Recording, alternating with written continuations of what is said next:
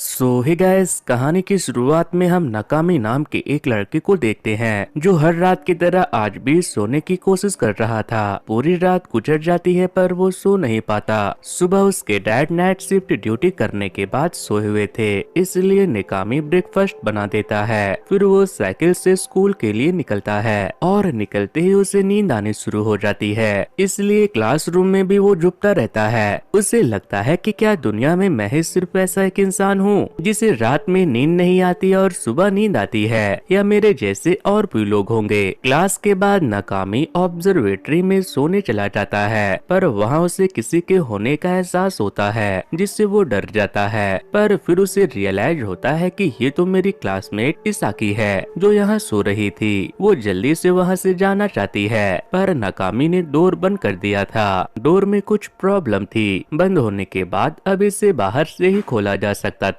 इसाकी पूछती है कि तुम यहाँ क्यों आए थे, जिस पे वो बताता है कि स्टूडेंट स्कूल की क्लीनिंग कर रहे थे, उन्होंने मुझे सीढ़ी लाने को भेजा था। मेरा तो कोई दोस्त नहीं है, पर तुम्हारे तो कई सारे दोस्त हैं, उन्हें कॉल करके बोलो दरवाजा खोलने को। पर इसाकी ऐसा नहीं कर सकती थी क्योंकि उसके दोस्त फिर उससे पूछते कि तुम वहाँ क्या करने गई थी, और वो उन्हें नहीं बताना चाहती थी कि वो रात में सो नहीं पाती, इसलिए दिन भर उसका मूड चिड़चिड़ा रहता है और उसके सर में दर्द रहता है। तब नाकामी बताता है कि मैंने अपने इंसोमेनिया की प्रॉब्लम के बारे में सिर्फ अपने चाइल्डहुड फ्रेंड याकीगावा को ही बताया है, इसलिए मैं उसे कॉल करके बुला सकता हूँ। जब तक याकीगावा आता है तब तक ये दोनों एक नींद पूरी करके उठ जाते हैं। आगे इसाकी नाकामी से पूछती है कि तुम अपनी रात कैसे बिताते हो। वो बताता है मूवी रिव्यू हिंदी की वीडियो देखते हुए और फोन स्क्रॉल करते हुए। इस पे वो कहती है देखो, रात भर बेचैन रहो या मजे करो, हमें नींद तो आने वाली नहीं है और सुबह तो जरूर होगी, इसलिए मैं द फन नाइट क्लब शुरू करने वाली हूँ। नाकामी को भी इसाकी की बात सही लगती है। रात में ये दोनों अपने अपने घर से छिपकर बाहर निकल जाते हैं और साथ में घूमते हैं। पुलिस पेट्रोलिंग के टाइम ये बस स्टैंड में छिप जाते हैं। दिन में जब ये वापस ऑब्जर्वेटरी में जाते हैं तो एक नर्स टीचर इन्हें देख लेती है। वो इन्हें कन्फ्रंट करती है। तब ये दोनों कहते हैं कि आपको तो पता है मैम, हमें इंसोमेनिया है, वैसे भी ऑब्जर्वेटरी रूम बंद पड़ा रहता है तो हम बस वहाँ आराम करने जाते हैं। इस पे नर्स कहती है कि ऑब्जर्वेटरी का एक्सेस चाहिए तो मुझे एस्ट्रोनॉमी क्लब को फिर से एक्टिव करना होगा।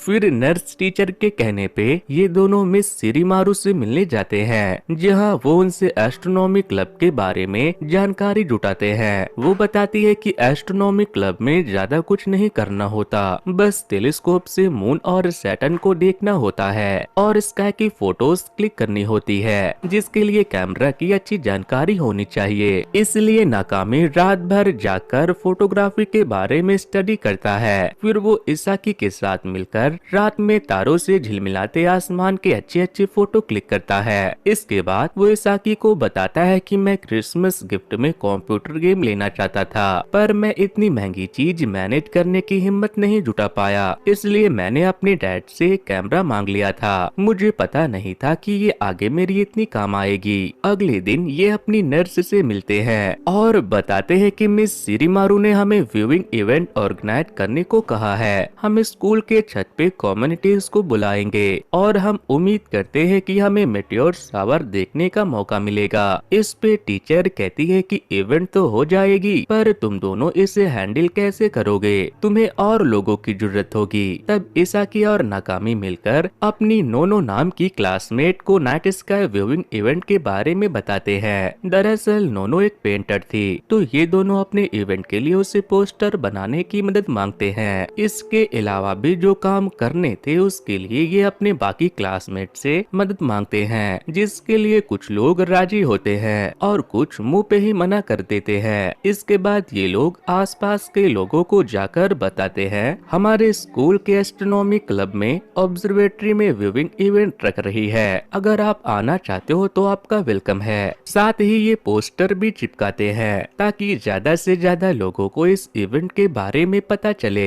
एक दिन स्काई अपनी फीमेल फ्रेंड के साथ होती है, तब ये आपस में बात कर रहे होते हैं कि ऐसा कहा जाता है कि अगर तुम किसी के साथ ब्रिज शांति से क्रॉस कर लो तो वो तुम्हारे प्यार में पड़ जाएगा। इससे एक लड़की कहती है अगर कोई ऐसा कर सकता है तो वो पहले से ही कपल होंगे। फिर एक लड़की कहती है, नहीं, मैंने तो सुना है अगर तुम बिना किसी की नजरों में आए 7 ब्रिजेस को चुपचाप क्रॉस कर लेती हो तो गॉड तुम्हारी एक विश पूरी कर देते हैं। ये सारी बातें इसाकाई बड़े ध्यान से सुन रही थी। सीन अब इवेंट वाले दिन पे शिफ्ट होती है। उस दिन तेज बारिश हो रही थी जिससे नाकामी काफी उदास था। तब टीचर उससे समझाती है कि कुछ चीजें हमारे कंट्रोल में नहीं होती। तब नाकामी कहता है कि ठीक है, फिर मैं सुबह लोगों को बता देता हूँ कि हमारा इवेंट कैंसिल हो गया है। इस पे यकीगावा कहता है, इतनी तेज बारिश हो रही है, लोग खुद ही समझ जाएंगे कि इवेंट नहीं हो पाएगी। तब नाकामी अपने उन साथियों से माफी मांगता है जिन्होंने इस इवेंट के लिए उसकी मदद की थी। इसके बाद रात में नाकामी और इसाकी बस स्टैंड में होते हैं। नाकामी काफी उदास था। वो रोते हुए कहता है कि मैं जिस भी काम में इन्वॉल्व होता हूँ वो फेल क्यों हो जाता है। इस पे इसाकी कहती है, तुम अकेले नहीं हो, मेरे साथ भी ऐसा ही होता है। वो नाकामी को अपने सीने से लगा लेती है और कहती है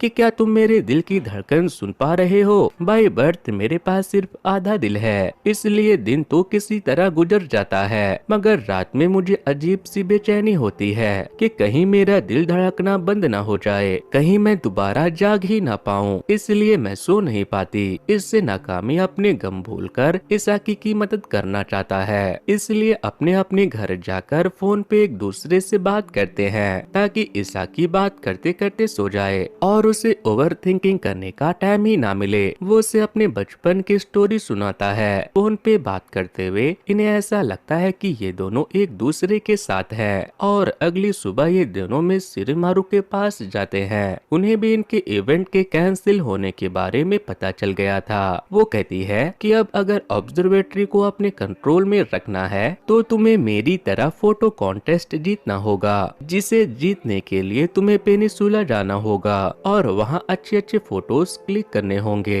इससे इसाकी खुश होते हुए कहती है कि वहाँ तो मेरे ग्रैंड पेरेंट्स का घर है जो खाली पड़ा है, हम वहाँ रहकर ये काम कर सकते हैं। मगर इसके बारे में इसाकी के पेरेंट्स को नहीं पता था, इसलिए आगे ये अपने स्कूल टीचर को लेकर नाकामी के घर जाते हैं। इसाकी नाकामी से उसके डैड के नेचर के बारे में पूछती है, जिस पे नाकामी कहता है, मुझे उनके बारे में ज्यादा नहीं पता, वो क्या है ना, हमारी ज्यादा बात नहीं होती। दूसरी ओर टीचर पेनिसुला में कैंपेन के लिए नाकामी के डैड से परमिशन मांगते हैं। साथ ही वो उन्हें बता देती है कि उनके बेटे को इंसोमेनिया है, यानी नींद न आने की बीमारी। इस पे उसके डैड बताते हैं कि जब नाकामी काफी छोटा था तो वो एक दिन सो रहा था और अचानक उसकी मॉम ब्रेकफास्ट बनाने के बाद घर छोड़कर चली गई, इसलिए नाकामी को सोने से ट्रॉमा हो गया और उसे जल्दी नींद नहीं आती है। इसके बाद ये लोग इसाकी के घर जाकर उसकी मॉम से कैंपेन के लिए इजाजत मांगते हैं। इसाकी के मॉम का कहना था कि मैं इसे तभी जाने दूंगी अगर ये अपने साथ अपनी बड़ी बहन हाया को लेकर जाएगी, क्योंकि इसाकी की तबीयत सही नहीं रहती, इसलिए इसाकी राजी तो हो जाती है, पर ये उसके लिए महंगा पड़ सकता है क्योंकि हाया उस पे बड़ी बहन होने का ढोस जमाती थी। नेक्स्ट सीन में हाया ड्राइव करके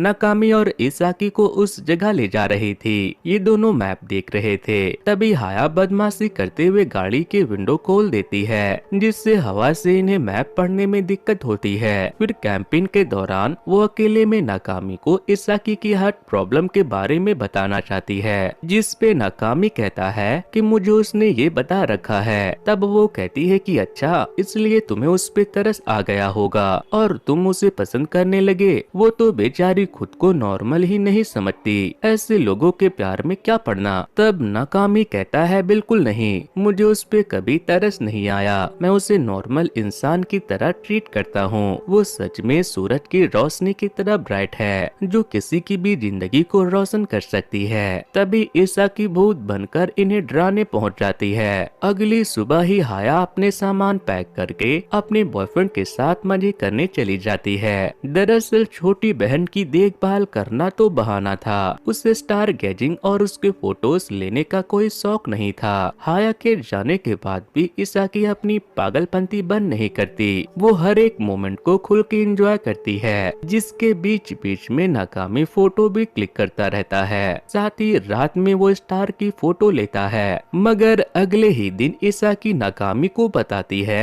कि मेरे पेरेंट्स को हाया के अपने बॉयफ्रेंड के साथ होने वाली बात पता चल गई है, इसलिए वो मुझे पिक करने आ रहे हैं, पर मैं अभी नहीं जाना चाहती। इसलिए नाकामी इसाकी को लेकर बस से मवाकी के लिए निकल जाता है। मवाकी में वो रात भर फोटो क्लिक करके अगली सुबह वापस आ जाने का फैसला करते हैं। नाकामी को अच्छे से पता था कि इस चीज के लिए इन्हें भरपूर डांट पड़ने वाली है, मगर वो इसाकी के लिए किसी से भी डांट सुनने को तैयार था। मगर फिर भी वो काफी नर्वस था, इसलिए इसाकी बस में दूर वाली सीट पे बैठकर नाकामी को कॉल करती है और उससे बातें करती है। वो उसे 7 ब्रिज क्रॉस करने वाली स्टोरी सुनाती है। अगली सीन में ये दोनों मवाकी पहुंचकर बहुत खुश होते हैं। तभी इनकी मुलाकात पास के फेमस म्यूजियम के डायरेक्टर से होती है। वो इन्हें मवाकी की खासियत बताता है कि ये जगह 6000 साल पुरानी है। इसके अलावा वो इन्हें कोई फिलोसॉफिकल बातें बताता है। इसके बाद ये अपना कैंप लगाते हैं और रात होने का इंतजार करने लगते हैं। तभी इसाकी फिर से अपनी मस्ती शुरू कर देती है और अचानक नाकामी उसका हाथ पकड़कर अपनी फीलिंग उसे बताता है कि मैं तुमसे प्यार करता हूँ और हमेशा करूँगा।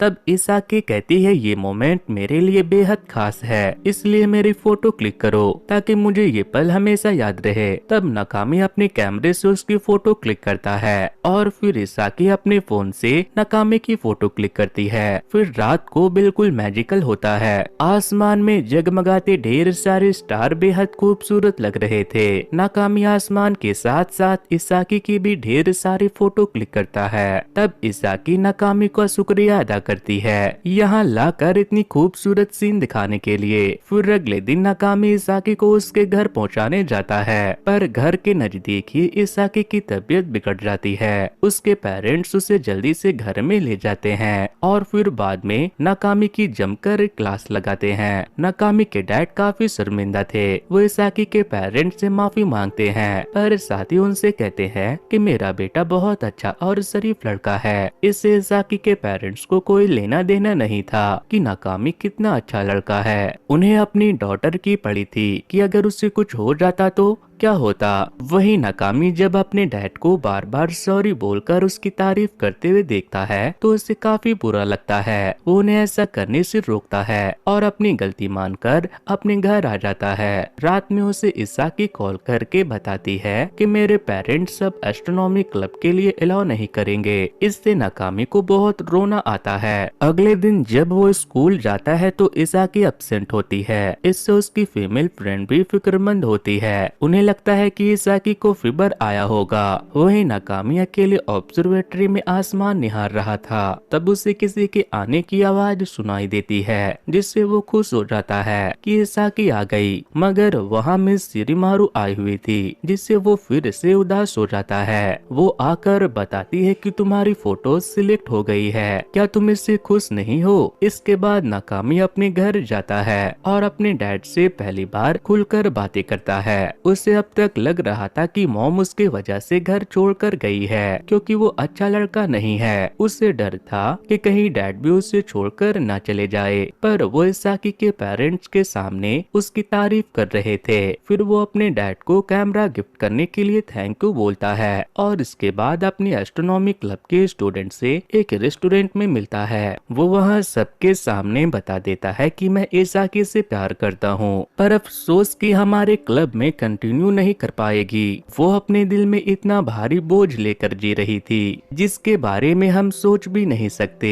पर वो जो करना चाहती थी वो मैं तुम सबकी मदद से करना चाहता हूँ। दरअसल मैं एक और स्टार व्यूइंग इवेंट ऑर्गेनाइज करना चाहता हूँ। इसके बाद मैं अक्टूबर में ओरियन मेटियोर शावर की फोटो शूट करना चाहता हूँ, जिसके लिए वो लोग मान जाते हैं। तभी नाकामी को इसाकी का फोन आ जाता है। वो बताती है कि मैं कल हॉस्पिटलाइज होने वाली हूँ। मेरे पेरेंट्स को बताया गया था था कि हार्ट में एक चैम्बर होने की वजह से मैं सिर्फ 2 महीने ही जिंदा रह पाऊंगी, पर मैं आज तक सर्वाइव कर रही हूँ। सर्जरी के निशान अभी भी मेरे बदन पे है, जिसके बारे में मैंने किसी को नहीं बताया। मैं फ्रेंड्स के साथ इतनी मस्ती करती कि किसी को पता न चल पाए कि मैं पूरी तरह से हिलती नहीं हूँ, पर मुझे पता है कि मुझे कभी भी कुछ भी हो सकता है, मेरी कभी भी मौत हो सकती है। मैं रात में सो नहीं पाती क्योंकि मैं अपने दिल की धड़कन सुनती रहती हूँ। मुझे हमेशा डर लगा रहता है कि कहीं ये काम करना बंद ना कर दे।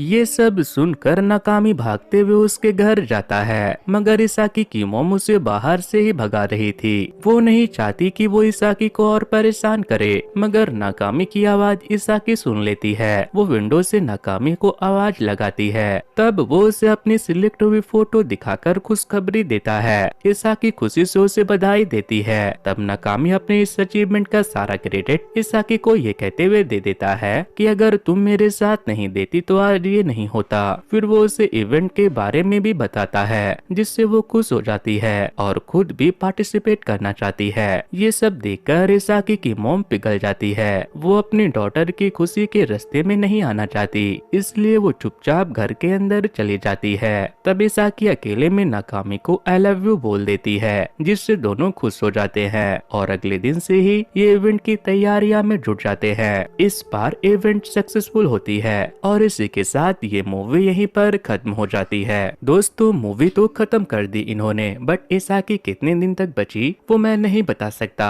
इसलिए आप लोग कमेंट में सेकंड पार्ट मत लिखना। तो दोस्तों, ये स्टोरी आपको कैसे लगे मुझे कमेंट में बताना। वैसे कुछ दिनों पहले ही मैंने कैसे मूवी की स्टोरी को एक्सप्लेन किया था, अगर आप लोगों ने उसे नहीं देखा है तो वॉच नेक्स्ट पर क्लिक करके उसे जरूर से देख लेना। सो वेल गाइस, आज के वीडियो में इतना ही। Thanks to, good bye.